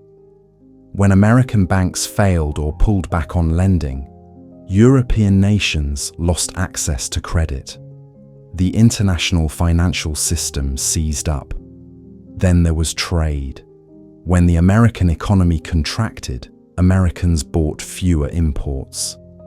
This meant less revenue for countries that exported to the United States. And when America raised tariffs with the Smoot-Hawley Act of 1930, other countries retaliated. International trade spiraled downward. Between 1929 and 1933, world trade fell by about 2/3. For countries that depended on exports, this was catastrophic. Britain entered its own deep recession. Unemployment rose. Industrial production fell. The British pound, which had been a pillar of the international financial system, came under pressure. In September 1931, Britain abandoned the gold standard, allowing the pound to depreciate. This sent shock waves through the global financial system. If Britain couldn't maintain its currency's value, what did that say about the stability of the entire system? Other countries followed Britain off gold, some to defend their economies, some because they had no choice. Germany was hit particularly hard. The German economy had never fully recovered from World War I and the hyperinflation of the early 1920s. American loans had been helping Germany make reparations payments and rebuild its economy. When those loans stopped, Germany plunged into crisis. Unemployment soared. By 1932, more than 6 million Germans were out of work. Banks failed. The political system came under tremendous strain. people lost faith in the democratic Weimar Republic, which seemed unable to address the crisis. This created an opening for extremist parties. The Nazi Party, led by Adolf Hitler, had been a marginal force in German politics through the 1920s. But as the Depression deepened, its support grew. Hitler promised to restore German greatness, to provide jobs, to make Germany strong again. He offered simple explanations for complex problems, blamed Jews and communists and the Treaty of Versailles. In the January 1933 election, the Nazis became the largest party in the Reichstag. Hitler was appointed Chancellor. Within months, he had dismantled democratic institutions and established a dictatorship. Would Hitler have come to power without the Depression? It's impossible to know for certain, but most historians believe the Depression was crucial. It created the desperation and anger that Hitler exploited. It discredited democratic institutions that couldn't solve the economic crisis. It made people willing to embrace radical solutions. In this sense, the Great Depression didn't just cause economic suffering. It contributed to the rise of fascism, to World War II, to the Holocaust. The economic catastrophe helped create a political catastrophe with consequences that would echo through the entire century. Other European countries faced similar pressures. Italy, already under Mussolini's fascist rule, tightened its authoritarian grip. Spain descended into civil war, partly driven by economic grievances. Even in countries that maintained democracy, like France, extremist movements gained strength. The political center weakened. Compromise became harder. Democracy itself seemed to be failing. In Asia, Japan had been hit hard by the Depression. Japan's economy depended heavily on exports, particularly silk. When global trade collapsed, Japan's economy contracted sharply. This strengthened the hand of militarists who argued that Japan needed to expand its control over Asian markets and resources. In 1931, Japan invaded Manchuria. In 1937, it launched a full-scale invasion of China. These actions were partly driven by economic desperation. Japan's leaders believed they needed to create a self-sufficient economic sphere, what they called the Greater East Asia Co-Prosperity Sphere. This expansion would eventually lead to conflict with the United States and to World War II in the Pacific. Latin America was devastated by falling commodity prices. Countries like Argentina and Brazil depended on exporting beef, wheat, coffee, and other agricultural products. When global demand collapsed and prices fell, their economies collapsed too. This led to political instability. In some countries, it led to coups. In others, to the rise of populist leaders who promised to protect their nations from the vagaries of the international market. Import substitution became a common strategy. Countries tried to produce domestically what they'd previously imported, hoping to insulate themselves from global economic shocks. The Depression also disrupted colonial relationships. European powers had extracted resources from their colonies to feed their own industries. But when those industries shut down during the Depression, demand for colonial resources collapsed. This caused tremendous hardship in colonized regions. It also began to weaken colonial bonds. If the colonizing power couldn't provide economic stability, what was the point of colonial status? Anti-colonial movements grew stronger in India, Africa, and Southeast Asia. The Depression contributed to the eventual decolonization that would reshape the world after World War II. The Soviet Union presents an interesting case. It was largely insulated from the Depression because it had isolated itself from the capitalist world economy. Stalin's 5-year plans, brutal as they were, kept the Soviet economy growing while capitalist economies contracted. This created the impression that central planning was superior to market economies. Communist parties around the world gained members. In the West, particularly among intellectuals, there was genuine debate about whether capitalism could survive, whether socialism or communism might be better systems. The Depression, in other words, was an ideological crisis as much as an economic one. The gold standard, which had structured international finance since the 19th century, largely collapsed during the Depression. As country after country abandoned gold, as capital controls were imposed, as competitive devaluations occurred, the idea of a unified international monetary system fell apart. Countries turned inward, economic nationalism increased. This fragmentation contributed to international tensions. Without economic cooperation and integration, political conflicts were more likely to escalate into military ones. These international dimensions remind us that economic systems are interconnected.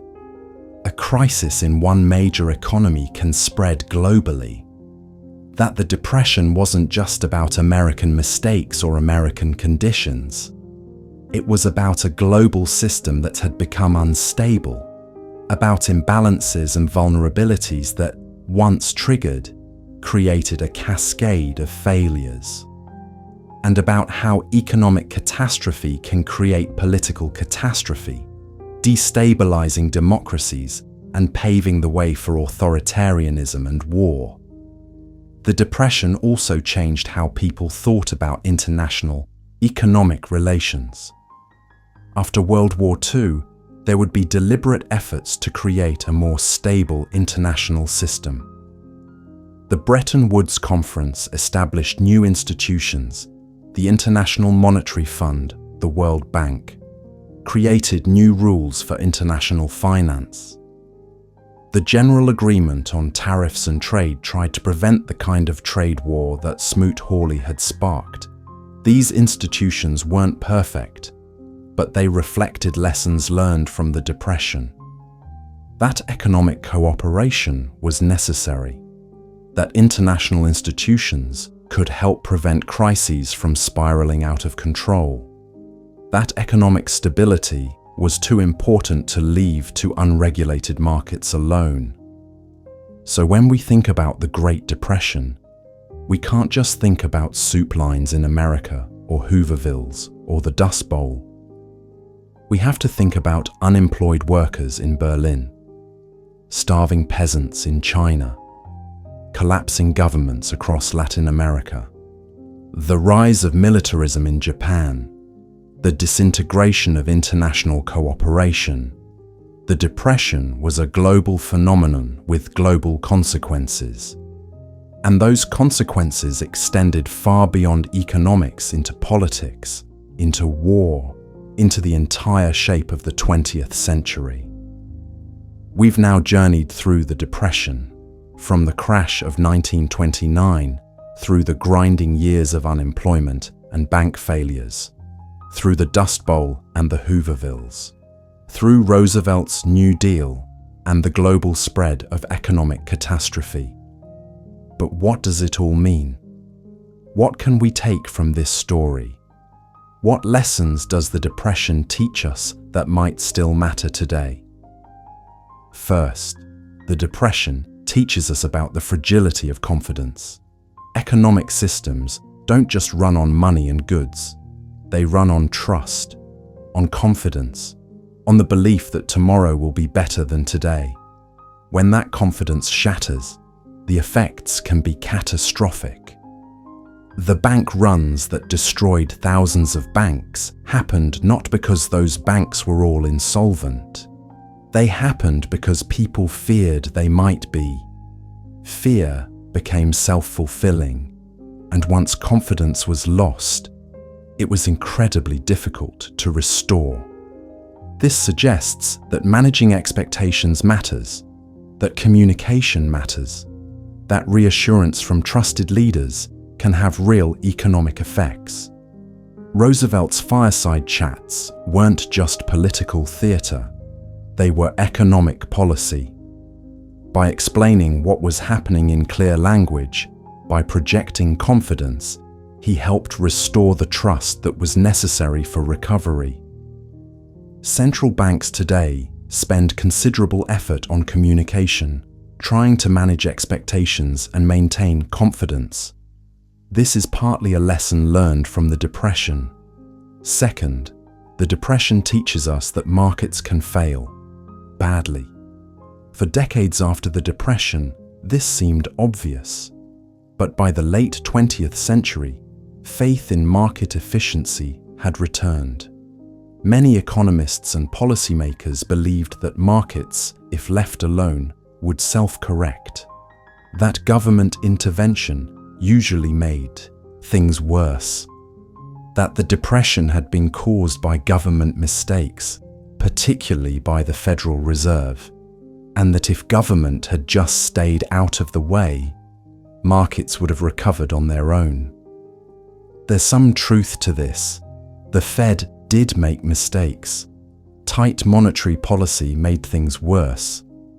But the idea that markets would have self-corrected ignores the severity of the crisis, the collapse in demand, the mass unemployment, the bank failures. Left alone, these could have spiraled into complete economic and social breakdown. Sometimes markets need help, need intervention, need regulation to prevent the worst outcomes. The Depression showed that unfettered capitalism could destroy itself, that the state had a role to play in maintaining stability. Third, the Depression teaches us that inequality matters. The concentration of wealth in the 1920s created an economy vulnerable to shifts in the spending patterns of the wealthy. When the rich stopped spending after the crash, the ripple effects were enormous. A more equal distribution of income might have created a more stable economy, one less dependent on the whims of a small elite. This lesson seems relevant today, as inequality has risen to levels not seen since the 1920s. Fourth, the Depression teaches us about the importance of social safety nets. Before the Depression, America had essentially no safety net. When people lost their jobs, they had nothing to fall back on except personal savings, family help, and private charity.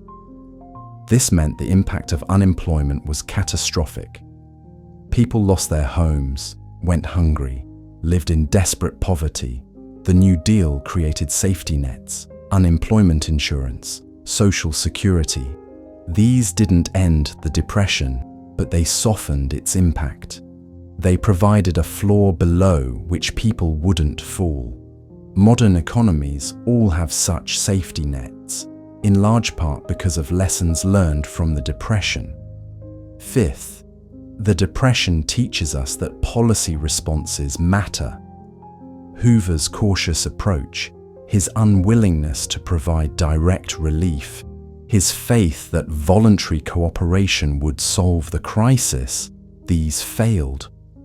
Roosevelt's more aggressive approach, his willingness to experiment, his direct aid to struggling Americans, these helped. Not perfectly, not completely, but they made a difference. The lesson isn't that any particular policy is always right. It's that doing something is usually better than doing nothing. That in a crisis, boldness is less dangerous than paralysis. Sixth, the Depression teaches us about the dangers of deflation. When prices fall, it creates perverse incentives. People delay purchases, waiting for prices to fall further. This reduces demand, which causes more price declines. Businesses can't make money. They cut production and fire workers. This reduces demand further. It's a vicious cycle. The opposite problem, inflation, was what policymakers worried about through most of the 20th century. But after the 2008 financial crisis, deflation again became a concern. Central banks worked hard to prevent it, mindful of the lessons from the 1930s. Seventh, the Depression teaches us that financial system stability matters. The cascade of bank failures destroyed the money supply, eliminated credit, paralyzed commerce. A modern economy can't function without a working financial system. This is why deposit insurance was so important, why regulations on banks matter, why central banks pay such close attention to financial stability. The Depression showed what happens when the financial system collapses. It's not a theoretical concern. It's an existential threat to the economy.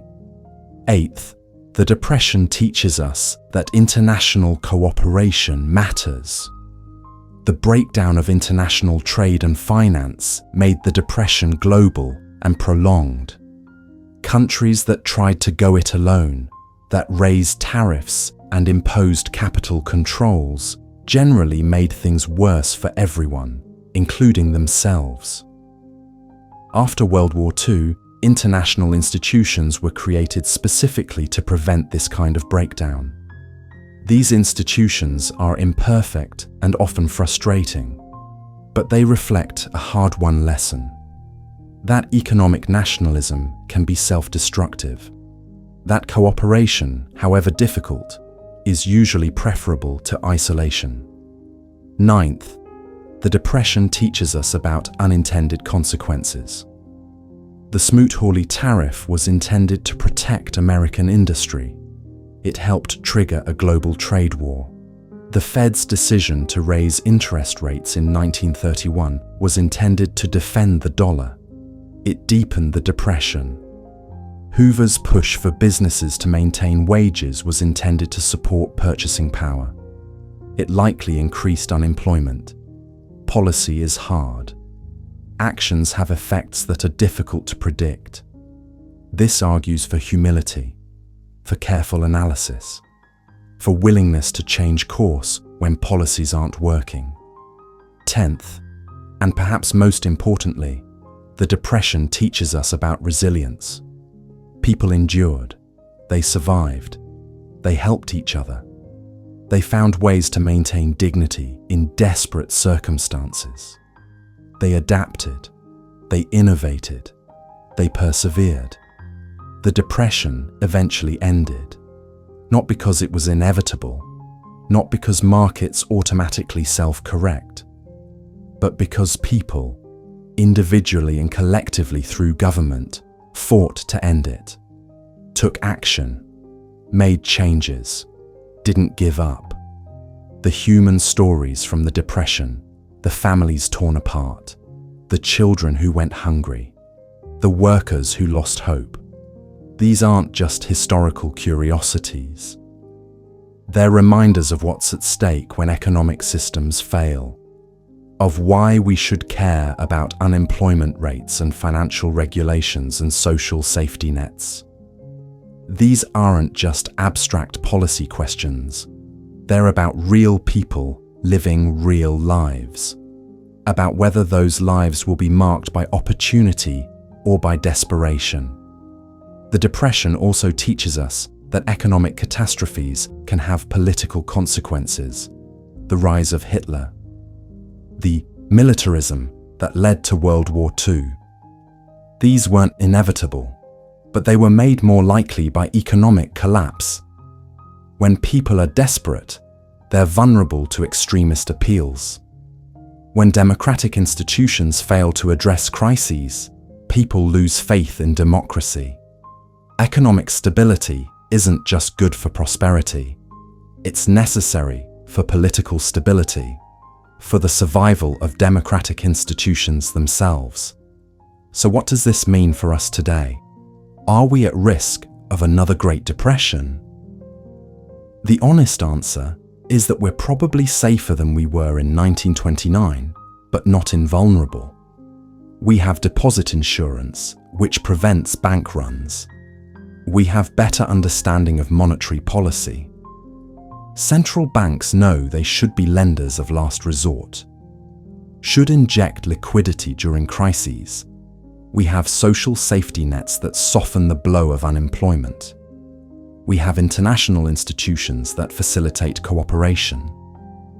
But we also have vulnerabilities, rising inequality that echoes the 1920s, high levels of debt, both public and private, a financial system that has become more complex and interconnected, political polarization that makes cooperation difficult, the rise of economic nationalism in some countries.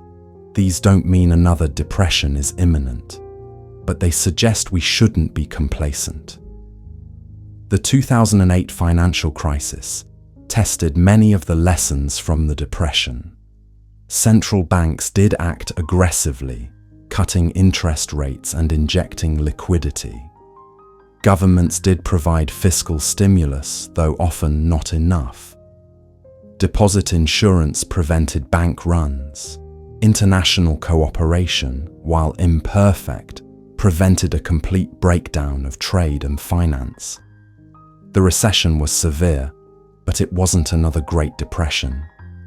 That's partly because policymakers had learned from the 1930s. They knew what not to do. But recovery from 2008 was slow. Unemployment remained high for years. Many people never fully recovered their losses. This raised questions about whether we'd learned the right lessons, whether the responses had been adequate, whether more should have been done. These debates continue, and they show that the Depression remains relevant, not just as history, but as a source of ongoing lessons about how economies work and how policy should respond to crises. Perhaps the deepest lesson of the Depression is about the relationship between economics and human welfare. Economics isn't just about markets and money, it's about people's lives, about whether they can support their families, whether they have security and opportunity, whether they can maintain dignity. The Depression failed by every measure, economic and human. Recovery came not from waiting for markets to fix themselves, but from collective action, from people helping people, from government providing support, from institutions adapting, from society deciding that some things, like extreme poverty and unemployment, were unacceptable. This suggests that how we organize our economy is a choice, not a natural law, not inevitable, but a choice. We can have markets that are more or less regulated, safety nets that are more or less generous, institutions that are more or less supportive of human welfare. The Depression taught us that purely unregulated capitalism can fail catastrophically, that markets alone don't ensure stability or fairness, that government has a role to play.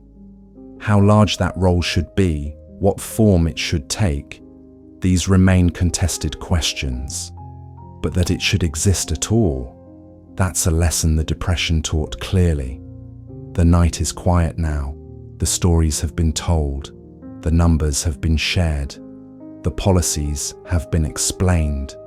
But maybe what matters most isn't the statistics or the programs.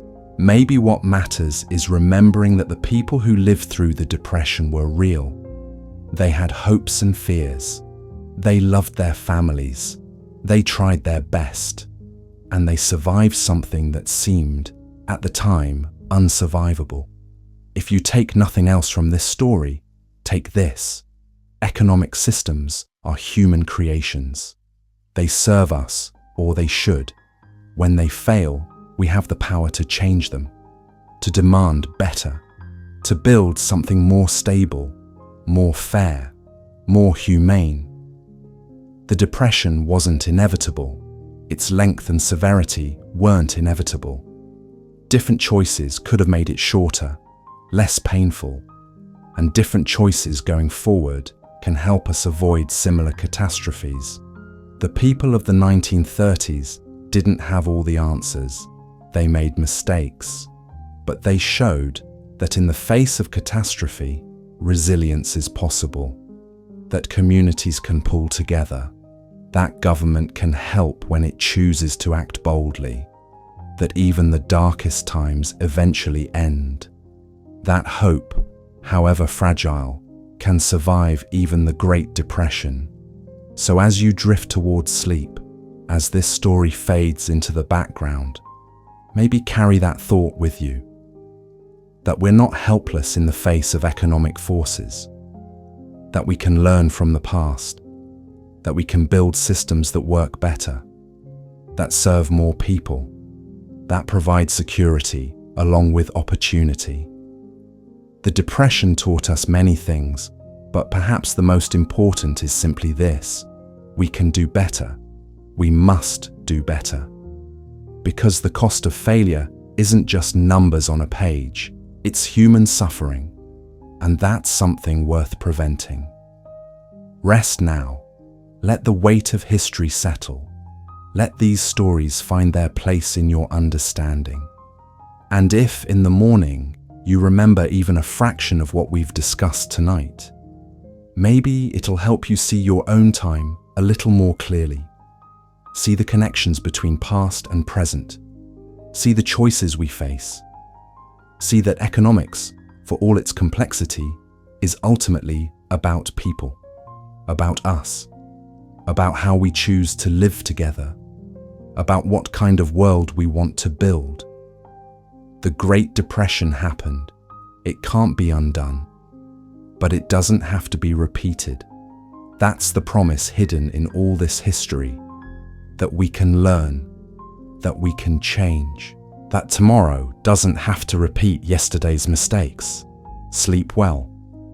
And may your dreams be filled not with dust and despair, but with the knowledge that even in the darkest times, people found ways to hope, to endure, to build something better. If you found this exploration helpful, if these stories have given you something to think about, consider subscribing to this channel. Not because we need the numbers, but because you might enjoy more calm explorations of economic history. More stories told in the quiet hours, more chances to understand the forces that shape our world. Like this video if it helped you rest. And in the comments, let us know where you are in the world and what time it is. There's something comforting in knowing we're all out here, scattered across time zones, but connected by these old stories, these lessons from the past, these attempts to understand how we got here and where we might go next. Until next time, sleep well, rest easy, and remember that economics, at its heart, is just the story of how we take care of each other, or fail to. And that story, thank goodness, is still being written.